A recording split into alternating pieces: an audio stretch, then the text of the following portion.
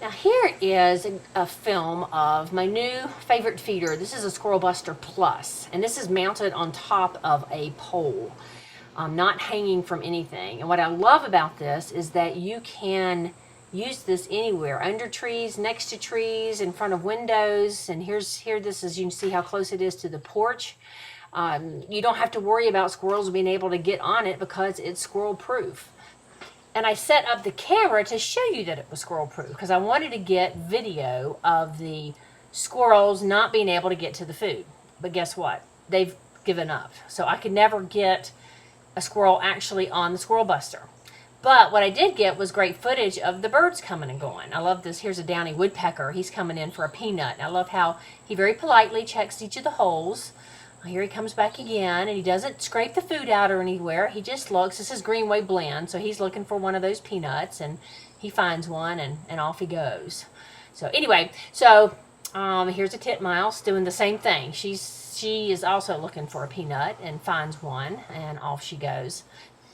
Here's the goldfinch coming in for sunflower hearts. And if you watch him, you'll see, some people think they waste the food, but see him kind of working it, and what's falling on the ground there is the membrane that's around the sunflower heart. It's not the actual meat, it's just the membrane. And if you look closely at one of them, you'll be able to see that membrane. And then here comes a juvenile cardinal, and you can tell it's a juvenile by the fact that the beak isn't orange yet or red. So you see a lot of the juveniles right now, and he's doing the same thing. Taking the goodie out of that heart. Oh, and then this was actually good for me because I don't know if you saw when the three birds were on it, it kind of dropped. So here we go. So that's a good. That was a good indication that I needed to go out there and tighten this feeder up. It would be great when the grackles are in town, but I tightened it up so that more birds could sit on it. And then on this one, you see the chickadee and the goldfinch just behaving very nicely. Here comes the goldfinch back, and you see also on him, the back of his head, he's starting to lose his color, which is a sure sign of fall. And I also added this little, what I call the fake branch to my system. It normally would not be this high. This would allow a squirrel to get on there, but it gives, for filming purposes, I put it this high, but it gives a place for the birds, kind of a staging area for them to land and wait for their turn on the feeder.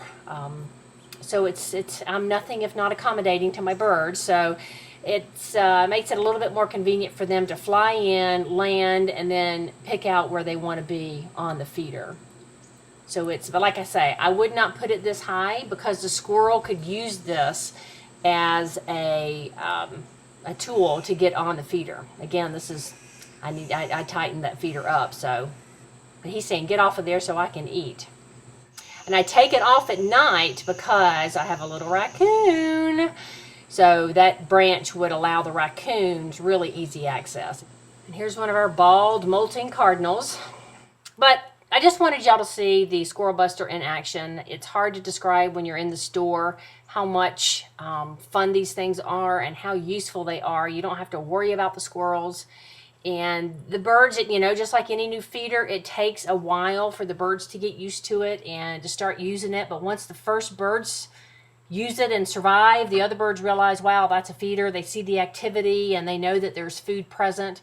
So this is really getting to be one of my favorite feeders. And the fact that I can put it anywhere, in front of windows, by trees, hang it from trees, it really doesn't matter. It's a great feeder. Drop by the store and check it out. In the meantime, enjoy your birds.